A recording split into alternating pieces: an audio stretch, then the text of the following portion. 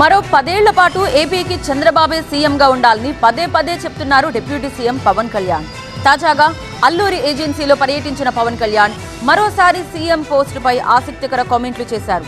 CM ఎవరిని కాదు, ఎవరు బాగా పనిచేశారన్నది ముఖ్యమన్నారు. డిప్యూటీ సీఎం పవన్ కళ్యాణ్ అల్లూరు జిల్లాలో పర్యటించారు. పాడేరు గిరిజన ప్రాంతాల్లో ఆయన టూర్ సాగింది. అక్కడ ఏర్పాటు చేసిన సమావేశంలో డిప్యూటీ సీఎం మాట్లాడారు. గిరిజనులతో మాట్లాడి వారి సమస్యలను అడిగి తెలుసుకున్నారు. ఈ సమావేశానికి స్థానిక నాయకులు, ప్రజలు భారీగా హాజరయ్యారు. అయితే పవన్ ని చూసిన సంతోషంలో సీఎం అంటూ అభిమానులు అరవడంతో ఆయన స్పందించారు.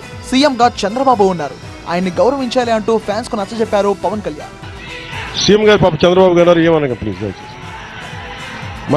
లేదు వినండి, మన గౌరవ ముఖ్యమంత్రి గారు నన్ను గౌరవిస్తాను, నేను డిప్యూటీ సీఎం గారు నన్ను గౌరవించారు సంతోషం.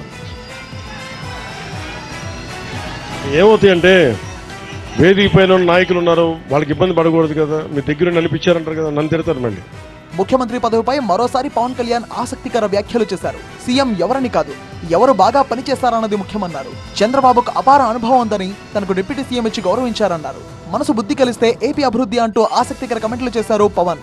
ముఖ్యమంత్రి ఎవరని కాదు, ఎవరు బాగా పనిచేశారు. ముఖ్యమంత్రి గారు ఆయన అనుభవం చాలా కీలకం, చాలా కీలకం. ఈరోజు 40 కోట్లు కావాలి మన గిరిజన గ్రామాలకంటేనే వెంటనే ఆయన ఒక అరగంట మొత్తం అందరిని పిలిచి మాట్లాడారు.